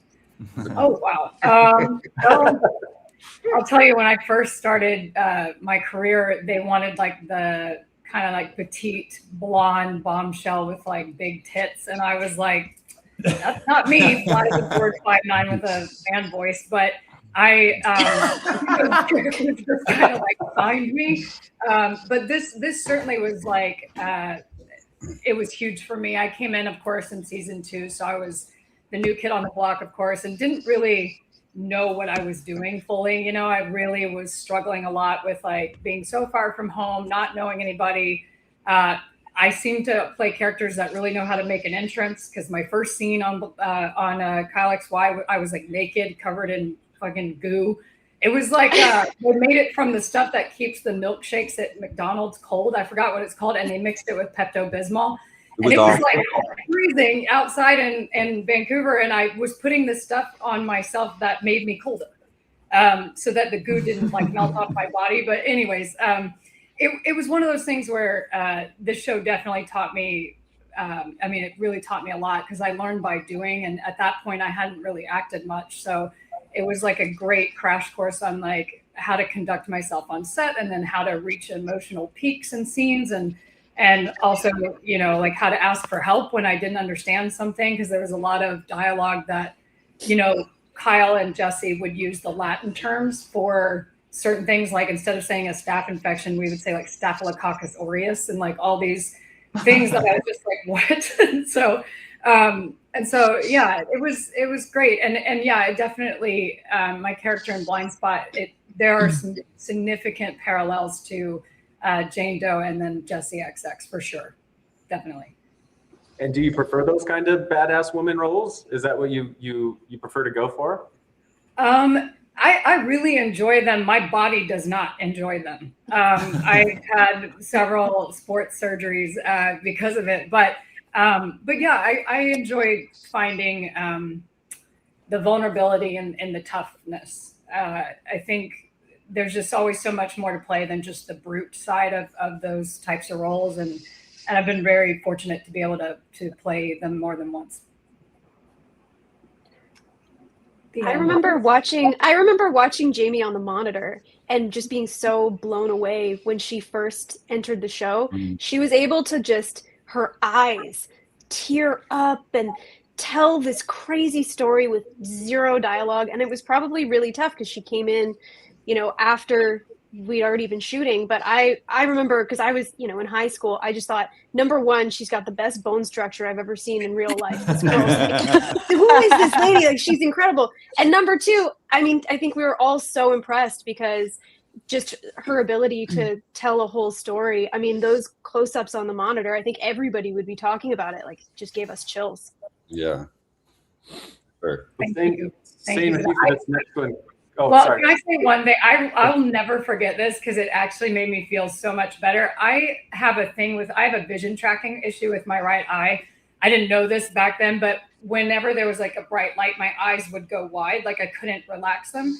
And I remember Marguerite like making a joke about the way my eyes were in like a very loving way. And she's like, actually, that is going to be the thing. Like, that's the thing. And I remember her saying that to me when we first met. And I was like, wait, what? And then all of a sudden I end up playing these characters that literally have to have that kind of like, I don't know, deer in the headlights situation. But I just remember, because I used to be so insecure about it. And then having her say that to me in such a nice way, I was like, oh yeah, maybe I should embrace the things that I find are troublesome to me, or maybe put me apart. Like, I used to think it was a bad thing or sort of embarrassing. And I remember in that moment, I was like, maybe it's not a bad thing, Well, and you know what else? Yeah. You came in season 2, and it's true. We were all like, whoa.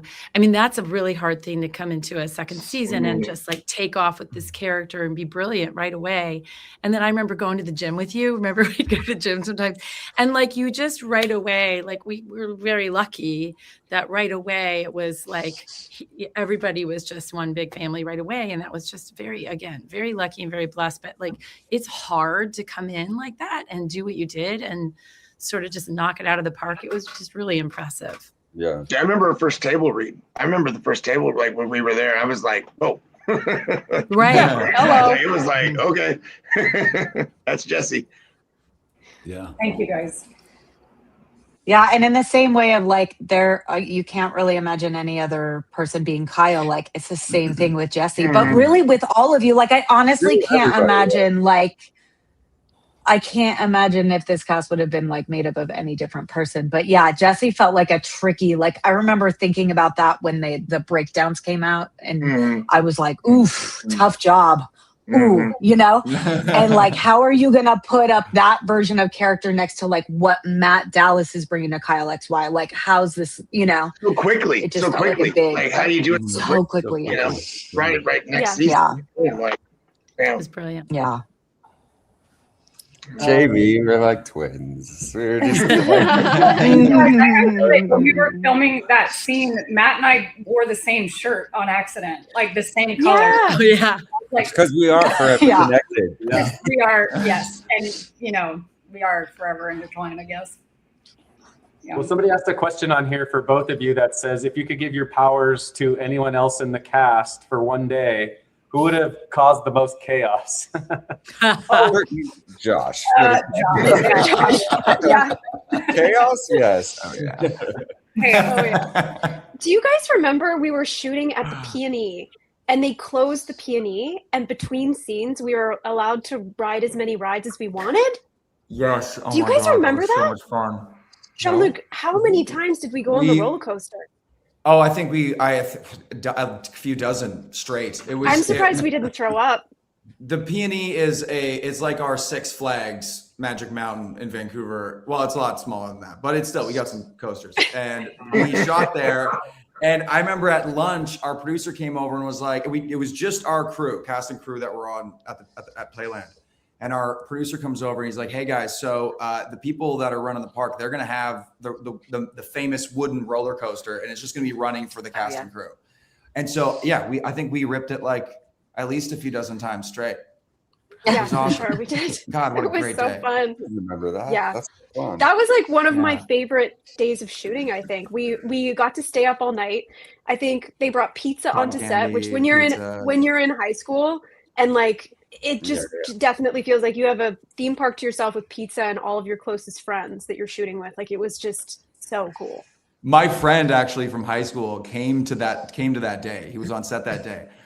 My sister did too. Yeah, my sister did. She was like, "I'm not missing this. I'm visiting today." Yeah. But my buddy, it was the first time he'd ever been on a set, and he didn't really know what I did. He's like, "You're an actor or whatever, dude." He came over and hung out. We got to go on the coaster all lunch. And I remember after that, he looks at me and goes, "Do you think I could be an actor too? I think I could like do what you do?" And I was just like, "No, bro." But yeah, it's good time. April, this question's for you, and I'm going to kind of double it up with a general question that was asked. Was there a favorite song you had to do for the show as Lori? And then someone else had also asked, how does the show pick the artists and songs that played during the show? Well, that first song, the Will You Remember Me song, I got to co-write with Kuba, who is a local Vancouver singer-songwriter. And so I definitely felt more of a connection to that song.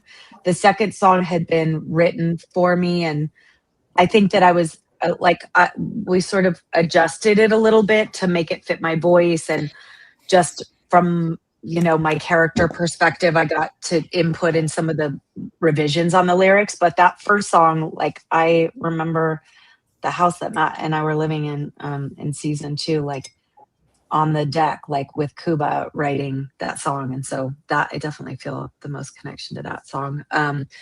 As far as the second part of the question, is that like the soundtrack? Yeah. Is that what they mean? Like, choose the songs. well, that's the show. Chris Miller, the brilliant Chris Miller, who just like did all of the music for every single episode, right, Marguerite? Yeah. I mean, he just is really gifted at it. He's just really good. So that's how that's done. Chris is really good. This one says, ask Josh, if you could go back to day 1 of filming season 1, what piece of advice would you give your younger self, knowing how huge Kyle XY legacy would become? Ooh, what a question. Whoa, man. I would tell him, take more photos. I'd tell him to also, maybe put a little bit more energy into schoolwork, academia. I would tell him to just slow down and take it in, man, because those days go by so fast at that age. I wish I could have slowed it down a little bit and enjoyed it. I mean, I enjoyed it so much, but just remembering the enjoyment, remembering everything, and just really, really taking it in. And yeah, I don't know. I don't think I wouldn't really change anything though. Really. It's just, slow down and just really focus on remembering it all, that's pretty much it. And then also just, maybe the little things like show up to work on time. When I got my license, I remember when I was driving myself to work, I was late a couple of times, and that's a no-no. I wish I could go back and be like, hey man, you got to be here on time. But yeah, that's about it. You wouldn't say don't destroy the fountain? You're still cool with that? Oh yeah. We would do it again. We would do it again. 100%. Yeah. It was. You know what I'd say? I would say stop drinking so much freaking Coca-Cola. I used to drink. Oh my God. When I got to set, I realized, okay, there's craft service and there's just free food all day long. And there was a chest full of Coke. And so I had a real Coke problem as a young guy. The most Josh response ever. Say slow down on that. I'm pretty sure my tongue bled from Sour Patch Kids because we always had them at craft services. Yeah, there it is. So much now. There you go. Yeah. Nice. We have a question here, and maybe this could be specific to individuals or as the cast, but is anyone going to be doing any conventions anytime soon? Or the cast of Kyle We X Y? should. We should. But nothing's planned right now. Yeah, right? we should. No plans. We definitely should. No plans yet. Yeah. I think I think we we would can love put that to. out there. We could be together in person. That's the other, like, I wish we were together in person. Oh, But, Yeah. I feel like I might explode. Like this is so overwhelming and emotional to be with you all and laugh so hard. And I'm like so full. I'm like, I feel like not that I don't want to. I want to see you all, but I might explode.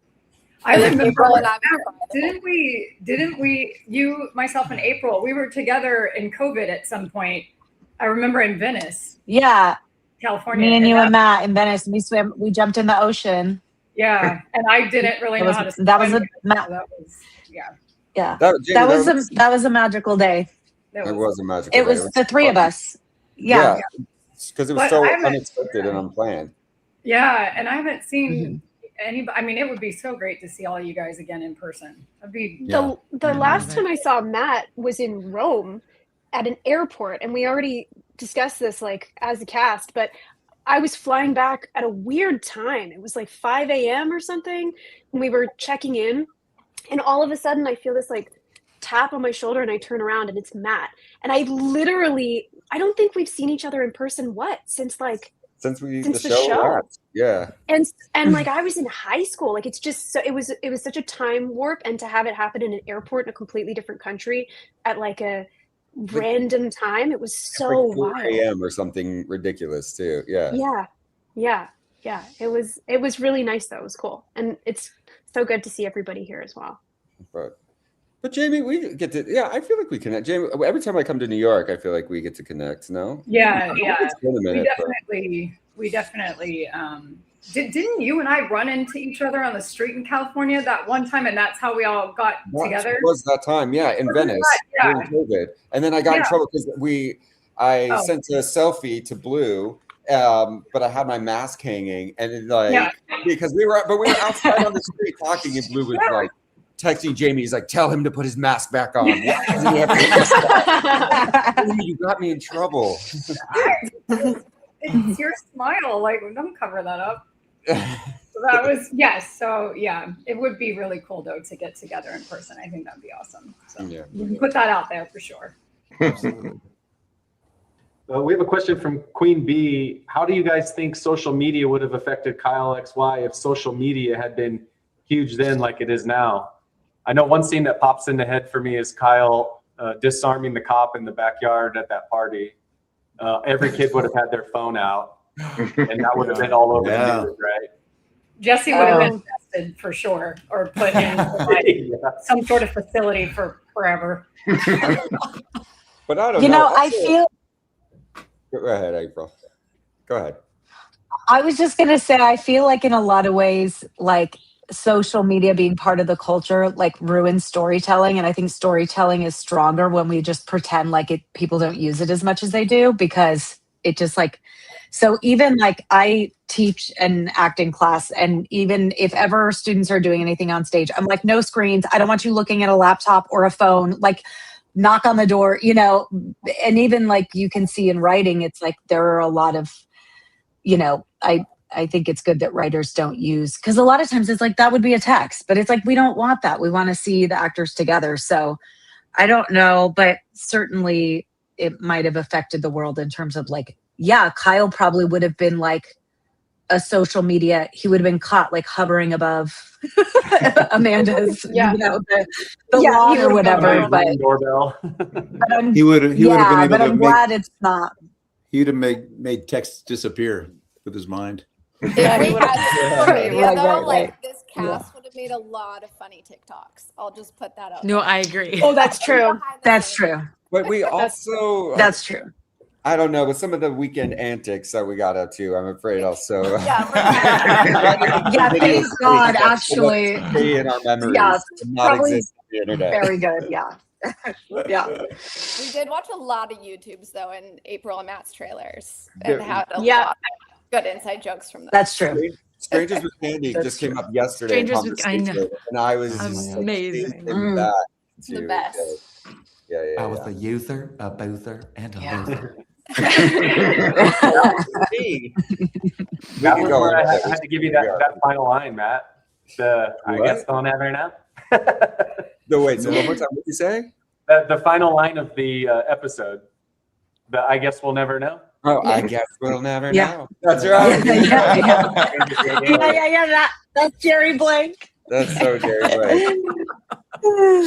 So good. For Kirsten, I loved you as Amanda on Kyle XY, and as a Twilight fan, was very excited to see you show up in that world.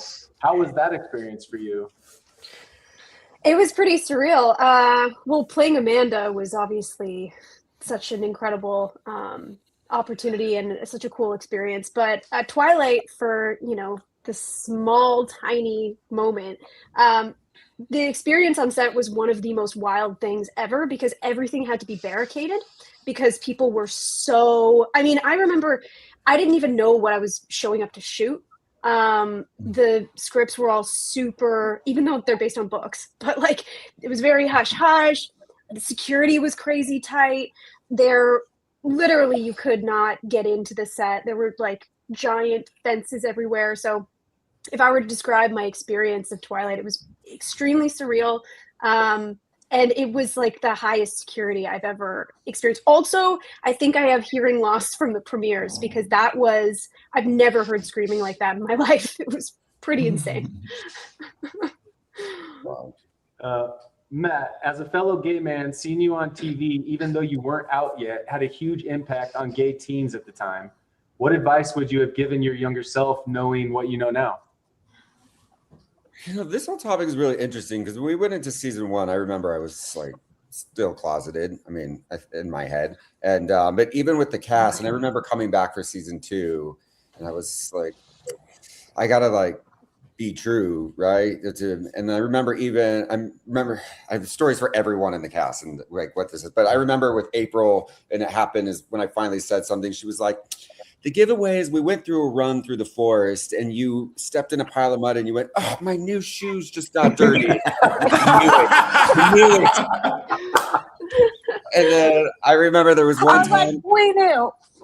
Yeah, and there was one time and we were having the house that April and I rented together for season 2, like a party. And I remember pulling Bruce into a room and just being like so nervous and telling Bruce, it was like coming out to my dad for the second time. But he was just like, yeah, man, like we love you. There's no, and it was like with everybody, it was just met with so much love. And I mean, it was very like obviously a very different time in 2006, 7, 8, whenever when the show was on the air. I know, right? I'm just remembering when I did, because I was like, when did we have that conversation? And I think it was at Deep Cove when you guys had that house. And for some reason, didn't you have in your room, I saw your t-shirt pile and it was like folded with like Kyle XY precision. Yeah. And I was like, yeah. And you were like, yeah. Yeah. You were like, yeah. I was like, okay. And okay. It's cool. I love you. It's all good. Right. Just now we win. But it was hilarious. It was like this moment. It's sort of like the shoes moment, really. It's pretty much. Yeah, very much that moment. But I don't know. I mean, it is interesting though, because I do get that comment or message a lot from people being like, oh my God, you were my like, and again, I hadn't even come out yet, but they knew, right? Like we sense it. We know. So it's cool to be able to have been that for so many people, whether I was open about it or not at the time, but for them to have watched the show and see themselves represented in some sort of way that even they could just feel it. And yeah, but I mean, what would I say? Was the question? Something. I guess it's like anything. That would you've given your younger self regarding. What would I give your younger self? Yeah, is to one, you have to trust in who you I mean, trust in yourself and believe in yourself and trust in the people around you and the family and the relationships. And it really was like when I finally did, have that moment with everybody, it was like everything releasing because, for so long, I went through high school. I was like out and open in high school. And then I moved to LA and got pushed back into the closet. And it was a weird experience to be like, oh, wait, I have to go move backwards. But I was so fortunate to be, again, surrounded by all of these beautiful faces that you're looking at now. And so I was able to, embrace that and be me. True. Didn't we have an episode called Be True to Me and You? Free to be me. Free to be me and you or something. Free to be me and you, something. But that's also like when I'm getting episodes, when we're reading episodes and it's, the kiss between Hillary and Lori, or an episode about gay, or like, well, it wasn't necessarily equal rights, but just, like embracing it. It was, for me, that I felt that support, and that was really cool. I think that's what the show represented in a lot of different ways. It was from the parents to all the kids. Just 100%. Like letting us all be real, just showing what it is to be real. Absolutely. Yeah. It's amazing how the show resonates with people, and even just everybody here asking us questions, and it's 20 years later, it clearly was one of those shows that just made an impact. And I remember a guy coming up to me and saying, a guy I went to high school with, and he had finished chemo, and he said, I watched Kyle XY, like he had transferred to our school, and he said, that show, I watched it, it got me through like such difficult moments. It's so surreal, seeing you here. I've had people come up all over the world in different countries and talk about how Kyle, the story, the sweetness, how it was something that got them through a difficult time. They felt like it was a warm hug. The whole tone of the show, it kind of made you feel like you were there and you were somehow supported. And I think getting back to social media, the fact that it existed in this time with cell phones, but also was just such a different time. It has this cozy feeling when you watch it. A lot of people in the comments are saying that we were their safe space, and that's like such a special comment. Thank you. Yeah, I kind of want to tie in this question to the subject matter while we're on it, which was from Chris K. Do you all realize how monumental that prom episode was for the LGBTQ people? And do you think that was progressive at the time for ABC Family, or did it even register with you? Yeah, it registers. I think so. Yeah, yeah, go ahead. Well, I was just going to say, I think we all thought it was cool, but it was kind of like, yeah, this should be normal. You know what I mean? Yeah.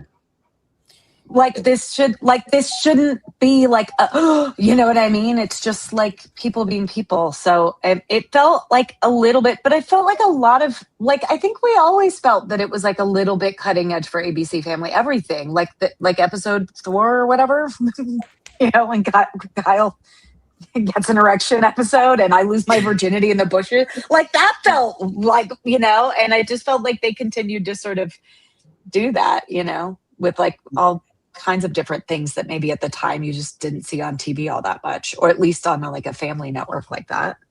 Yeah, I did like 4 pilots for AB. I think I did like all their four first pilots, and like one was like too young, the other one was like too old. They were trying to find their footing, and I think with Kyle, what they found was they could be edgy but family at the same time, and so they kind of found that middle ground. And so I think they were able to kind of push the boundaries, but kind of keep the family, storyline and the superhero storyline. So I do think it was definitely intentional, and it was just kind of that perfect middle ground that they found. I know we're probably getting close on time here. I have so many more questions just flooding in. I hate to miss any. Jaimie, because this was something I was wondering, Jaimie, what was it like coming into the show later? Just in general? Just in general, yeah. As an actor, is it tougher, or did you get slide right in?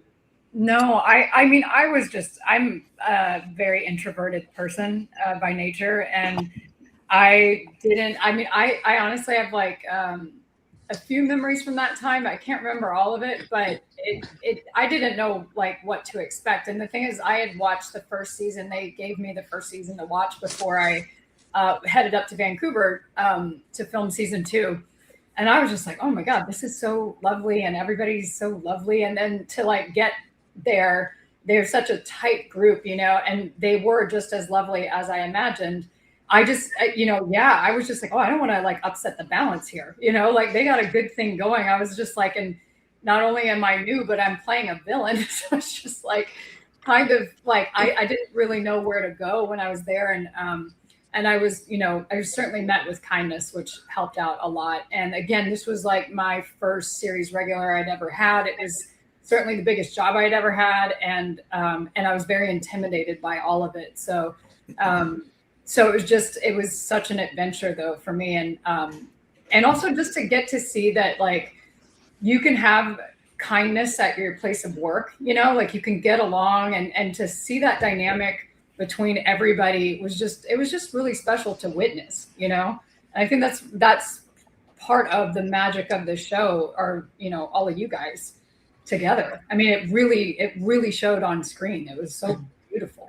I remember seeing you for the first time, I think, at Matt and April's house in Deep Cove. And I remember feeling for you because you had to come in and Jesse's such a cold kind of character to play. And so you're automatically an outsider to this whole, what you just described, this whole ensemble of people. And I just remember sitting there watching you in the kitchen, feeling for you, like, oh no, she's gonna try to fit in with this in that way, but yet keep her distance. And we were all so close already. Like, yeah. But then she like, you know, got in there. She like made good fart sounds and we accepted her. You know, really. You can hang. I remember Jean-Luc, I was in a grocery store with you or something, and I can do a really good impersonation of Chewbacca, and I did it, and I heard it like way over in a different aisle, or this may have been a second time, but on second, and I was like, who did that? Who did that back to me? And then you like poked your little head out, and I was like, no way. Oh yeah. Back and forth. I was just thinking of that the other day. I was like, oh my God. Yeah. That was I still do that. That brought back a memory.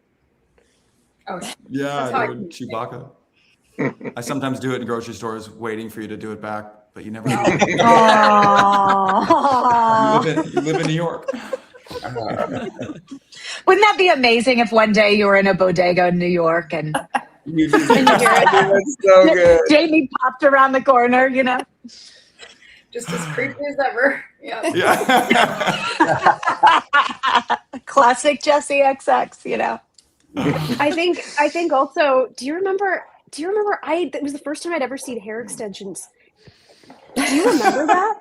That was, I mean, honestly, that was like hazing. You came onto the show and I'd never seen extensions in my life, and there were these tiny little beads. So not only was she coming on to, you know, a new cast and the whole thing, but she basically had like some kind of torture ritual when it first started with these fucking bead extensions. I remember it was like 12 hours to put them in. Yeah. Which I didn't know, you know, and they were just like, we got to do really long hair on you. And I was like, okay. And, you know, I had a little bit of an ostrich neck, and the weight that added to my head was like, I was like, oh, this is like, you know, really, especially when they got wet. I was just like, this is hard. Like, and I was not muscly enough to handle that, but it was really funny because then you put all the goo in there too, and it was like, oh man, this is like, this is tough. But yeah, I remember that, and then eventually they cut them to here, and then my hair grew a little bit more, and I think I had a short haircut. Yeah, I mean, you look amazing with short hair, so it worked out. But yeah, I do remember that was the first time I saw hair extensions. I was like, yeah, man, I'm never gonna do that. And then eventually, as an adult, I definitely did. Okay, this is a big question that I get often, which is, Matt, does Kyle end up with Amanda or Jesse? Or no? We'll never know. I guess we'll never know. We'll never know. Declan. It's Declan. Yeah. Just coach basketball forever. Yeah. Very good. All right. Well, I think we've reached the end, and I wanted to pass it back to Matt to do the closing here. But thank you guys for letting me be a part of your reunion. It was really something special, and you guys are all very special people. And now I have really good memories with all of you as well. I appreciate it. Thank you, Scott. Thank you, Scott. Thank you all. Yeah, I just want to take a second to thank all of our audience that's out there, our fans, the people that have been around for the past 20 years. Like it really has been like, and I know everybody here has been same thing. You guys blow up our DMs and we love it, and it's so special to see you guys 20 years later telling us your stories and your connections to the show. It's really, none of this would have happened without you. This is because you guys stuck around for so long that we all got to come back together to this space and to be here today. And with you guys, it's just felt really special. I can say that, like over the 20 years, I've worked on a lot of really special projects and been a part of some really cool casts, but there is definitely something that is so uniquely special about this show and this cast and the crew and the audience, like, because everything that we felt when we made the show really transcended beyond the screen and into the audiences. And you could feel like we made a place in your homes. And that's, I think it was such a moment in time, I think, for all of us. And it's really, I don't know, it means a lot to me. And I think from what we saw today, it means a lot to the cast. And I know even the crew that have reached out, so many of the writers and the people that were on set that saw that we were doing this have expressed the same thing. So again, I'm so just grateful for everybody here. So proud to be a part of it.